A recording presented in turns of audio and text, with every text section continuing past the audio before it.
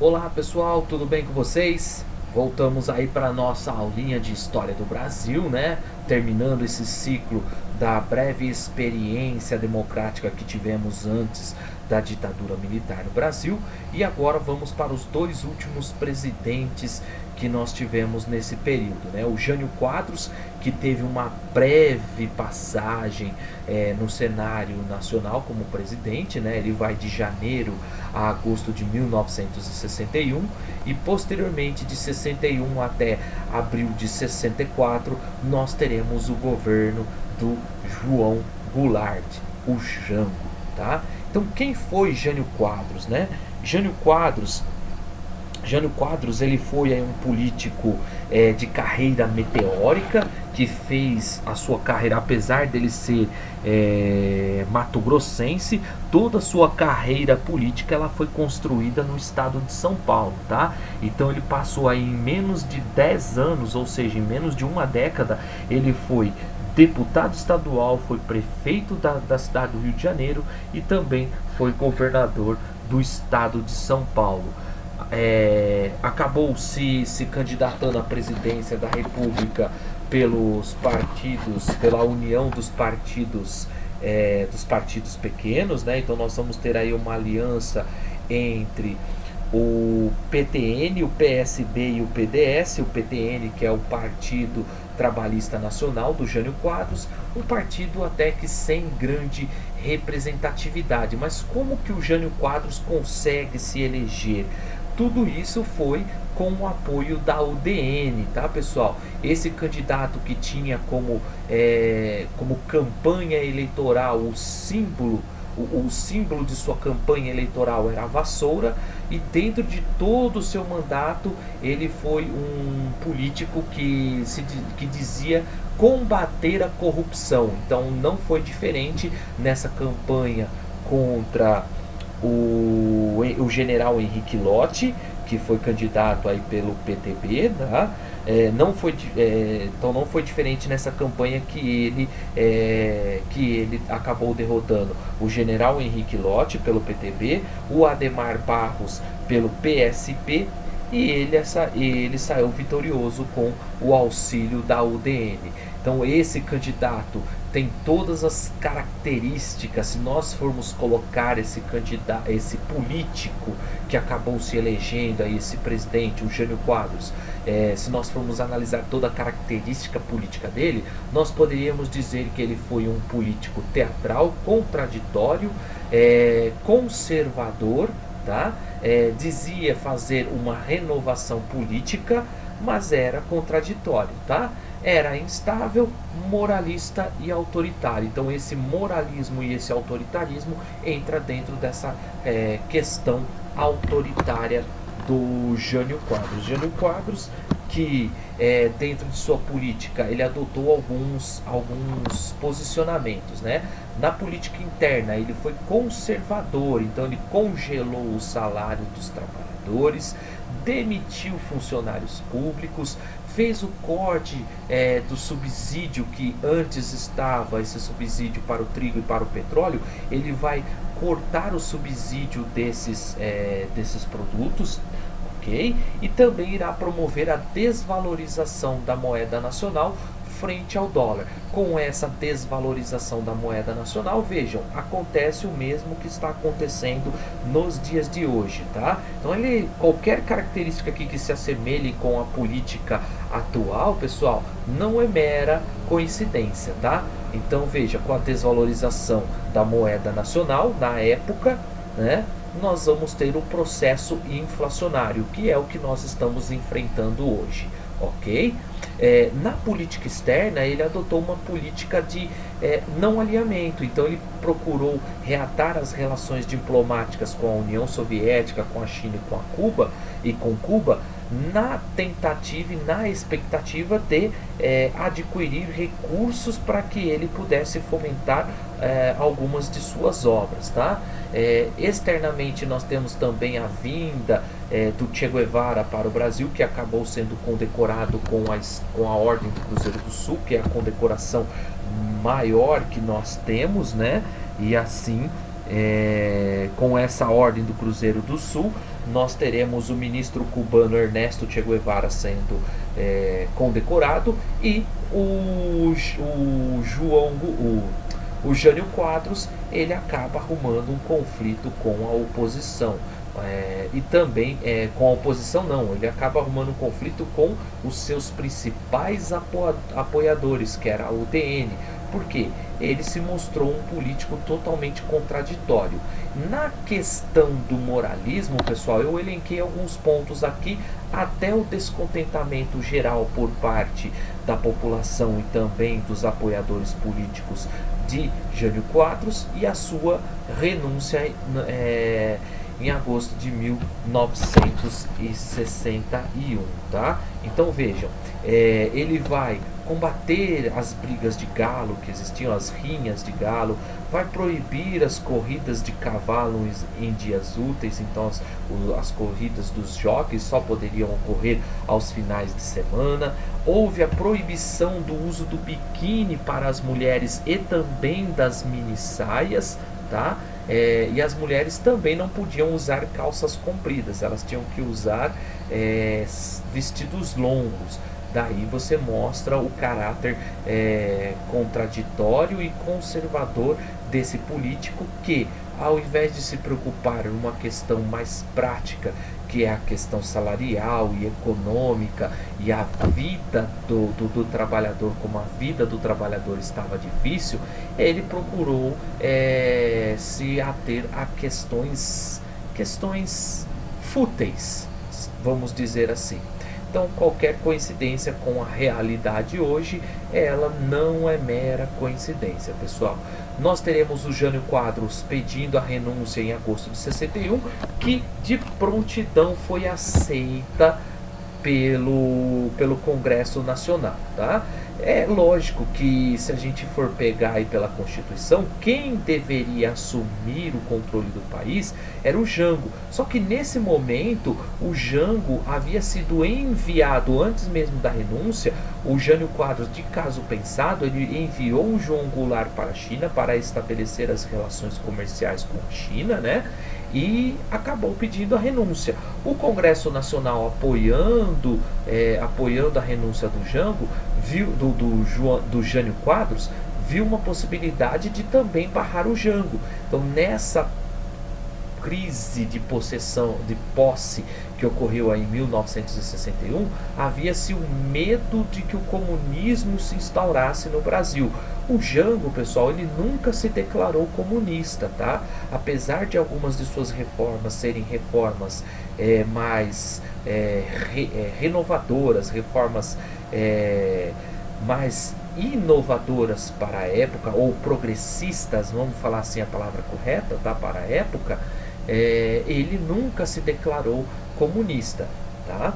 Então veja, em 1961 o Congresso tentou barrar a posse do João Goulart, e aí o seu cunhado Leonel Brizola vai liderar o movimento pela legalidade, e essa legalidade ela vai ser negociada com o Congresso Nacional, onde o Congresso Nacional instaurará no país um parlamentarismo. Esse parlamentarismo ele teve à frente Tancredo Neves, depois Brochado da Rocha e Hermes Lima, tá? Esses foram os primeiros ministros que passaram aí durante o governo de Leonel Brizola como parlamentar. Em 1963, após um referendo, né, após um plebiscito, nós teremos a população votando pelo presidencialismo, e aí nós teremos a retomada do poder pelo João Goulart. Então, em 1963 começa uma nova fase do seu governo,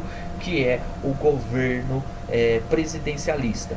Logo no início do governo presidencialista, ele decide colocar em prática o Plano Trienal de Desenvolvimento Econômico. Esse Plano Trienal tinha aí os ministros do Planejamento Celso Furtado e da Fazenda o Santiago Dantas. As medidas dentro desse Plano Trienal, pessoal, era de estabilizar a economia e fazer algumas reformas sociais que iriam custar muito para os trabalhadores.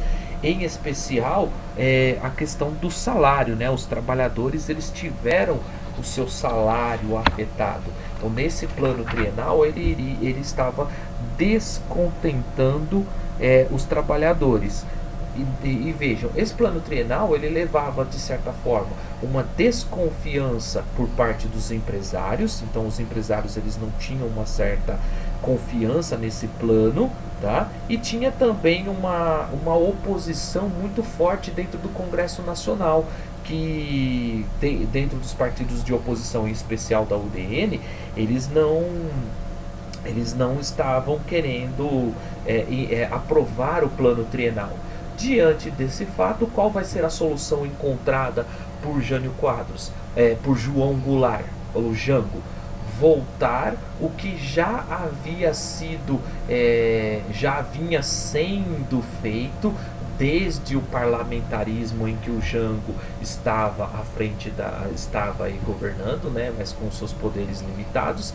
Voltar às reformas de base, onde nós teremos uma reforma agrária, urbana, eleitoral e educacional, tá? Vejam que também nesse período nós teremos uma atuação intensa das ligas camponesas. As ligas camponesas que haviam sido controladas lá durante o governo do JK pelo Jango, essas ligas camponesas elas ficaram mais intensos os movimentos delas durante esse período por causa dessa miséria e do processo inflacionário e também do arroxo salarial que os trabalhadores estavam enfrentando. Vejam que nesse período nós teremos uma crescente nas paralisações, nas greves, tá? As greves saltaram de 31 em 1958 para 171 em 1963. Com isso, o setor privado, o setor mais conservador, a classe média e setores mais conservadores, como a ala conservadora da igreja, né, católica, e os setores ligados às multinacionais, eles começam também a olhar com um pouquinho mais de atenção ao governo do Jango. E esse olhar, ele acaba ficando mais intenso quando nós teremos os movimentos nas ruas, né? Em 64, no comício da Central do Brasil no Rio de Janeiro, com aproximadamente 150 mil manifestantes, entre eles a maioria trabalhadores, a maioria operários, e com o apoio da CGT, da UNE, do PCB e do PTB e também da Ação Popular, o Jango ele promete fazer algumas mudanças através de decretos, como a nacionalização das refinarias, que até então não estavam nas mãos do Brasil, né? Não estavam nas mãos do Estado, a desapropriação de terras às margens das rodovias. Vejam que ele não está querendo tirar as terras produtivas, são as terras às margens das rodovias e também as terras que não estavam produzindo. Essa era a proposta do Jango, não alterar, por exemplo, nas pequenas e médias propriedades, e sim nos latifúndios. Era aí que o Jango queria atuar, tá? Criação também da Supra, que seria responsável por fazer todas essas desapropriações das terras, que é a Superintendência da Reforma Agrária.